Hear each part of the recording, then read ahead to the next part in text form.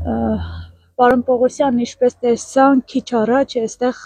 քննչականից դեպի դատարան են տեղափոխում, այսպես ասած, Գյումրիում անկարգությունների մեջ մեղադրվող ձերբակալված 33 անձանց, գիտեք, որ նրանց նկատմամբ մեղադրանքներ են առաջադրվելու, ծնողների հետ զրույցում նրանք, այսպես ասած, մի քանի վարկածներ էին ասում, որպես իրավապաշտպան, ինչ կասեք, ինչ հոդվածներ կան ենթադրյալ, որով կարող են անցնել այս տղաները։ Տեսեք, նախ առաջարկում եմ իրենց անվանել 33 թասիբով տղեկ, որովհետև այս մարդիկ առաջերտին զուտ թասիբից տրտված են գնացել հրաբարակ, ես նախորդ հարցազրույցների ժամանակ էլ ասել եմ, որ այս ամեն ինչի պատասխանատվությունը միանշանակ երկրի կառավարիչներն են կրում, որովհետև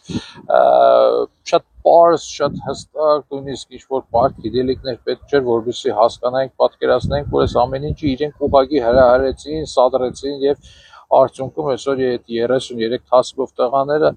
կանգնում են դատարանի առաջ կալանքի հարց քննվելու։ Ճիշտ ասած, իմ ունեցած տեղեկություններով հիմնականում քրեական օրենսգրքի 3 հոդվածներով են մեղադրանքներ առաջադրում, մասնավորապես 327 հոդվածի առաջին մասով, ինչը շատ ցավալի է, բայց շատ ծանր հոդված է եւ հասկանալի է նաեւ այս հոդվածը ինչի համար են առաջարկել, սա ինչ որտեղ նաեւ ճնշում կլինի դատավորների վրա, որովհետեւ կամ որոշակի հոդվածներ, որոնք արդեն իսկ միանգամից այդպես առաջադրելը դատավորի նկատմամբ ճնշում է պարունակում իր մեջ, այնտեղ կա նաև 486-ի երկրորդ մաս, 452-ի երրորդ մաս, այսինքն այս 3 հոդվածները հիմնականում բոլորին սրանք են առաջադրելու, առաջինը դա զանգվածային անկարգությունների մասին է, ինչպես նշեցի ծանր հոդված է, իսկ այն երկուսը արդեն օրինական պահանջ չկատարելու կամ դիմադրության հատկանիշներով են Եթե այսպես նախնական զուտ կարծիքս ասեմ, հատուկ գիտեք Հայաստանի Հանրապետությունում պրակտիկա է դարձել մարդկանց առանց դատավարության պատժելը, այսինքն նմանատիպ հոդվածներ, որոնք նաև շատ դժվար կլինեն ապացուցել, զուտ կիրառել են նրա համար, որ ինչ որ ժամանակահատվածով փորձեն տղաներին տանել կալանքի եւ դրանով իսկ պատժել։ Հետևաբար, եթե փորձենք շատ ամպոպ ներկայացնել ինչ է տեղի ունեցել Գյումրիում ընդամենը տեղի ունեցել իշխանության հիստերիկ նոպա, որի արդյունքում բնականաբար բացարձակապես նպատակ են ունեցել վիրավորելու, անարգելու Գյումրեցու թասիբը, Գյումրեցու պատիվը, որովհետև այստեղ խնդիրը քաղաքապետի չէ, եթե քաղաքապետին ուզենային ձերբակալել, կարող էին հրավիրել Երևան քննչական գործողությունների եւ այդ գործողություններից հետո արդեն ներկայացնել նաեւ որոշակի մեղադրանքներ, բայց իրենք հadoop պլանավորված հազարներով ոստիկաններ էին բերել եւ սադրիչներ էին բերել, արդյունքում նպատակ ունենալով գյումրեցիներին պատժել ու հիմա այդ 33 թասիբով տղաներին զուտ պատժում են նրա համար, որ իրենք հայ են եւ գյումրեցիներ են։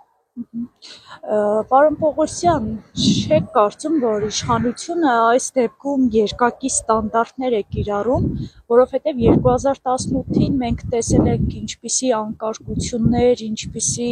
սադրանքներ են եղել ոստիկանների նկատմամբ, ավելի ծանր դեպքեր են արձանագրվել, բայց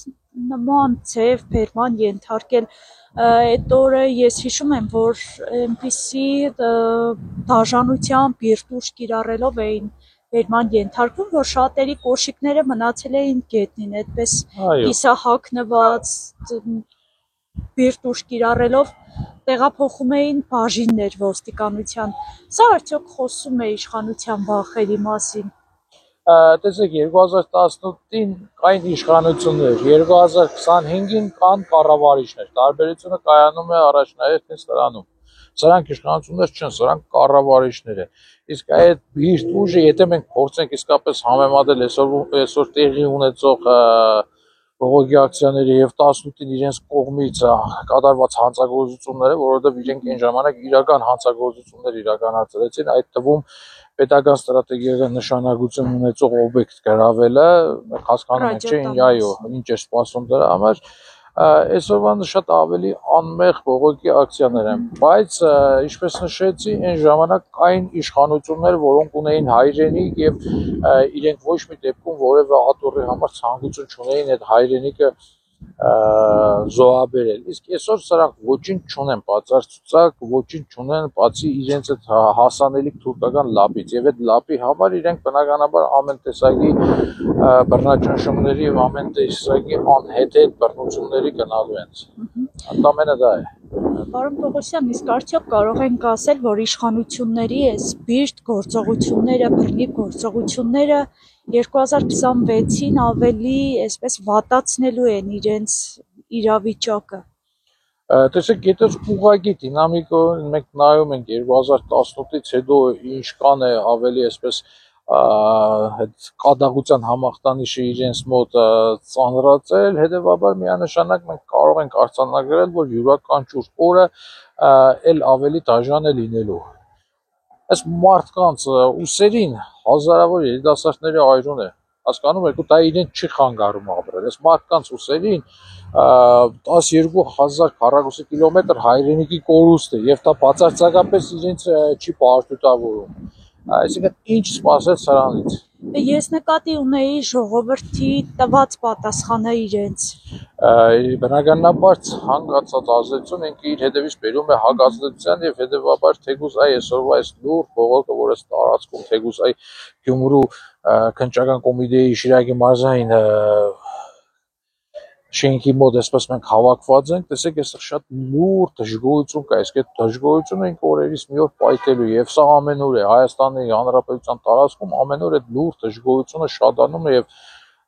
ցավոք սրտի ես ցավով եմ արձանագրում, բայց ձևավորվում է մի մեծ ադելություն եւ վաղը մյուս օր այդ ադելությունը ինչքան է թափվի իրենց գլխին, միևնույն է դա վնասելու է մեր պետությանը։